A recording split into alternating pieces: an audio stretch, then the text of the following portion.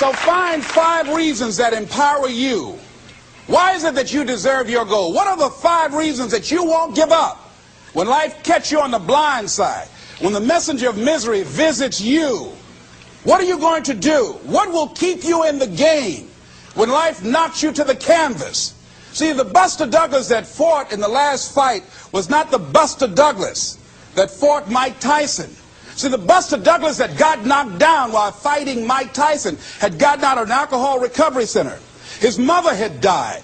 His wife was ill with a terminal illness. He was considered a nothing, a bum. So when he got knocked down, Buster Douglas had a reason to get back up because he said, I'm dedicating this fight to the memory of my mama. But when he fought the last fight that he had, and he got knocked down, and he had a guaranteed $24 million in his pocket, whether he got up or not, he just said, hurry up and count me out.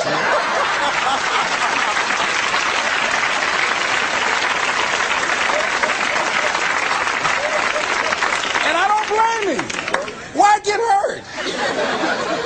He said, no, why'd you leave so soon? Somebody's about to get hurt, me. So you've got to have some reasons that when life knocks you down, and it's going to. Hello, it's going to knock you down. When people disappoint you, and that's going to happen. When they betray you, and that's going to happen. When they lie to you, and that's going to happen. When they say, oh, you can count on me, and they won't show up, and that's going to happen. When you want to throw in the towel and give up yourself, and that's going to happen. When life collapses on you and catch you on the blind side, and drop you to your knees and start choking you. You got a dream? No, I ain't got no dream. And that's going to happen. What reason can you remember that you can call on, that you can reach on, that can make you get back up? Find that reason. Because when life had knocked me down, I said, life, I'm doing this because I want to make my mama proud of me. I'm doing this because I want my children to have a better life than what I have. I'm doing this because all my life I've been told I'd be a loser, that I wouldn't make it. All my life I heard people say, maybe take them back to the welfare department. I'm doing this to make them a lie. I believe, like Frank Sinatra, he said, the best revenge in life is massive success. I'm doing this so I can become massively successful. And with that kind of courage, with that kind of affirmation and reason to empower me, I got a saying that when life knocks you down, try and land on your back, because if you can look up, you can get up. All right?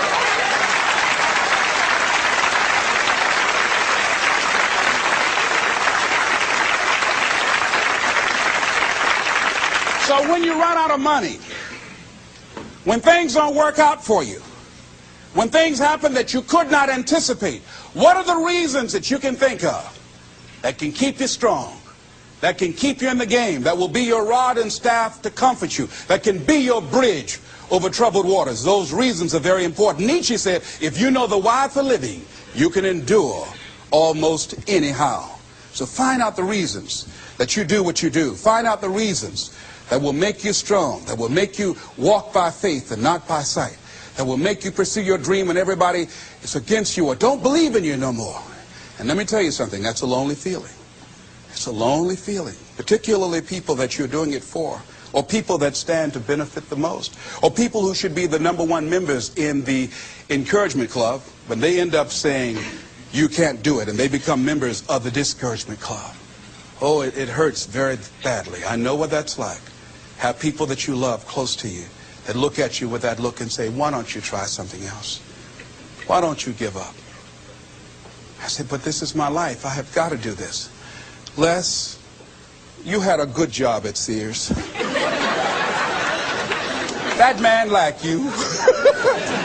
Mama, I can't go back to Sears. I can't do, I got to be my own boss. I can't do that. I mean, you know, it's, ladies and gentlemen, you know, when you work on a job that's dead end, you can see the ceiling already. It's like going in the middle of a movie.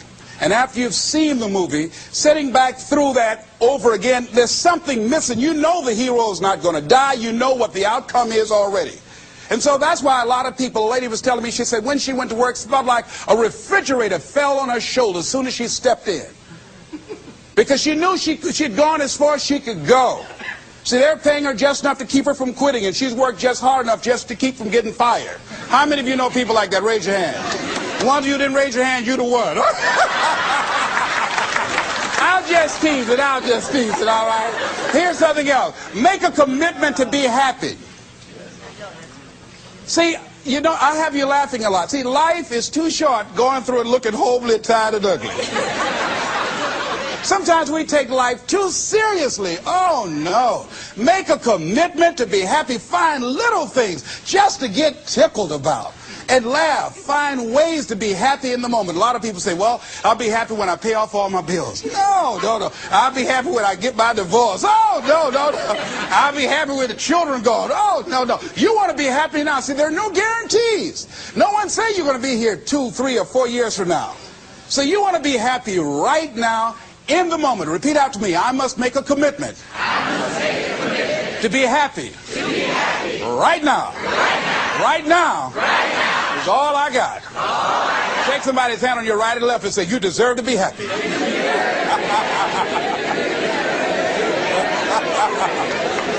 Make a commitment to be happy, because life now has new meaning for you. Just enjoying the sunset, or just looking at life, or looking at nature, going for a walk. It's the little things in life that counts. Here's something else that you want to begin to do in order to make this your decade. You want to begin to get all the toxic people out of your life. Hello? Energy drainers, get them out of your life. See, ladies and gentlemen, it takes a lot of energy to reach your goal. It takes a lot of emotional, mental, and spiritual energy to reach your goal. And you can run faster with 100 who want to go than with one around your neck. So there are two kinds of relationships. Sid Simon talks about this. Nourishing relationships and toxic relationships. Nourishing relationships are the relationships that inspire you. They motivate you. They bring the best out of you. Toxic relationships are relationships with people that always criticize you. All they can do is find fault. All they can do is just exploit your weaknesses. All they can do is remind you of the mistakes that you've made in the past. These people are bad for your health. Toxic people can run your blood pressure up. One apple can spoil a whole barrel. One negative energy drainer can spoil your whole life. I know people whose lives have been ruined because somebody wasn't good for them. See, there are some people that aren't good for you. Hello? They aren't good for you. You've got to get them out of your life. See, a lot of people put up with a lot of foolishness because they don't want to die by themselves. Here's what I believe. I believe in a one-to-a-box theory.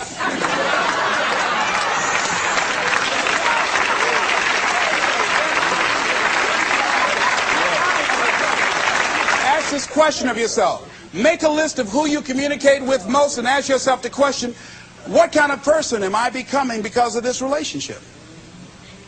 Is it helping me to grow mentally and emotionally and spiritually?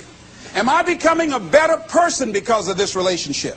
Do they bring out the best in me? Do they inspire me? Do they encourage me to develop my greatness? Do they make me stretch? So you got to look at the people in your life and find out, what kind of person are you becoming because of that relationship? My mother used to say, birds of a feather flock together. You run around with losers, you will end up a loser. Say, birds of a feather flock together. You run around with losers, you will end up a loser. Unconsciously, you will pick up their ways, you'll pick up their habits, you'll pick up, most importantly, their attitude about life. If you're around cynical, negative people all the time, you will become cynical and negative. So you got to watch yourself. Many of us are living out the lives of other people, living out their conclusions, living out of their consciousness.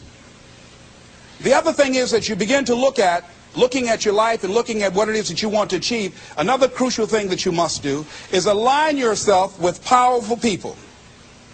Align yourself with people that can encourage you, people that can empower you, people that you can learn from, people that you can grow from. That's very important. See, if you have people around you that can contribute to your growth. When I wanted to become a speaker, I joined the National Speakers Association. I wanted to be around the Dr. Norman Vincent Peales, the Zig Ziglars, the Dwayne Dyers. I wanted to be around people that were doing what I wanted to do. I wanted to learn from them. And you want to do that too. You want to align yourself with people who think like you, people who dream like you, people who want more out of life, people that are stretching and searching and seeking some higher ground in life. as opposed to the majority of people. Somebody said, always strive to get on top in life because it's the bottom that's overcrowded. And see, you don't want to be on the bottom. See, it's easy to be on the bottom. It doesn't take any effort to be a loser. It doesn't take any motivation, any drive in order to stay down there on a low level. But it calls on everything in you, ladies and gentlemen. You have to harness your will to say, I'm going to challenge myself. Sometimes I have to pull myself out of bed and say, come on, Les. Things I know I should do, I don't do. Things I shouldn't do, I do. I found that the biggest enemy you have to deal with is yourself. There's an old African proverb that says, if there's no enemy within, the enemy outside can do us no harm. So think about that.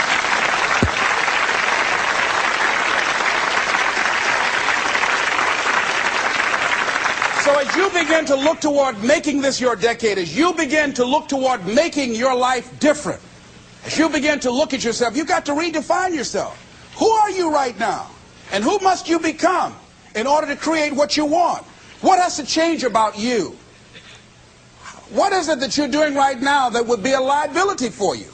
As you begin to look toward the future and take inventory of yourself, what is it about you right now that you've got to leave this behind because this no longer fits?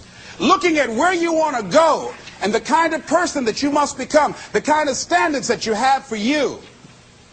What is it that you must do differently? Repeat out to me, please. If you want to keep on getting what you're getting, keep on doing what you're doing. See, that doesn't take an Einstein for that one. All right? It makes sense unless you change your pattern, unless you change the way you're thinking, unless you change your behavior, you're going to continue to produce the results in your life. See, all of us are winners, but some of us are producing results that we don't want. And so all you have to do is look at your game plan, look at your strategy. How is it that you have been being? What is it that you've been doing to produce this? See, you're the director, you're the producer, you're writing the script, you're the star of your life. And as you begin to look at your life, you can decide whether or not it's a smash or whether or not it's a flop. That's in your hands. Look at your life, look at where you want to go. Don't worry about your circumstances. Don't worry about your age.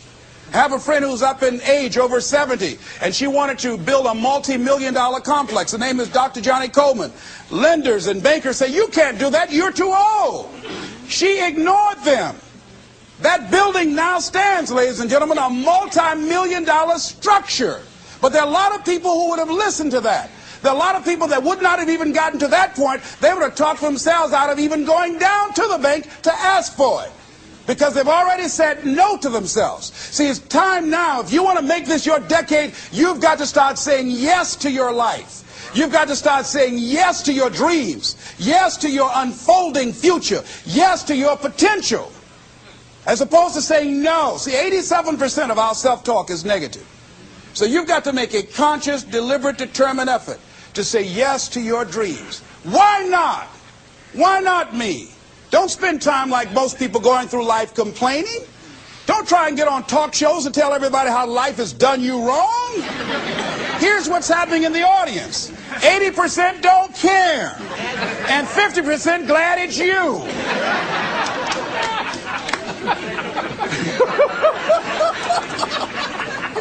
All right? So when you know that, you don't go around crying, oh, you know what they did to me? Who cares? Get away from me before they come back.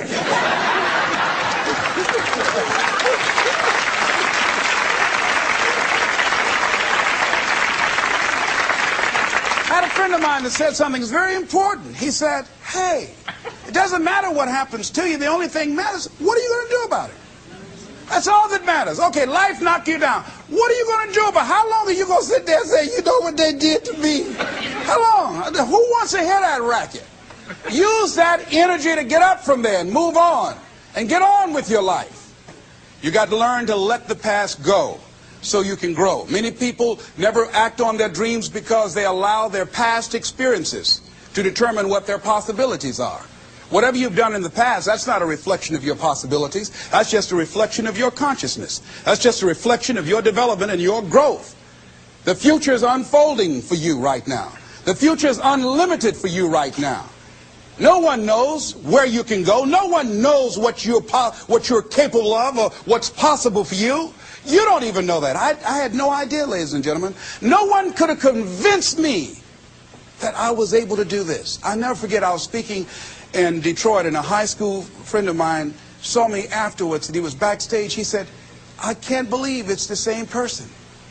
And I thought for a moment, and I said, it's not. The person you know, he's gone. He doesn't live here anymore. We have the power to change our personal history, changing the direction of our lives, changing our thoughts, changing where we want to go, exploring new horizons. So as you begin to look at this decade and affirming that this is your decade, as you set goals that will make you stretch, that will bring out the best in you, as you begin to remove the negative, toxic people from your life, as you decide to take some chances in life, and that's one of the things that's very important. Viscott said, if you're not willing to risk, you cannot grow. And if you cannot grow, you cannot become your best. And if you cannot become your best, you cannot be happy. And if you can't be happy, then what else is there? I'll never forget when I reached my first major goal of buying my mother that home. I'll never forget what it was like. And you're going to have this experience when you reach some major goal. When I drove up to the house and I got out and I gave Mama the key. And I said, Mama, this is for you. I'll never forget the look on her face. She said,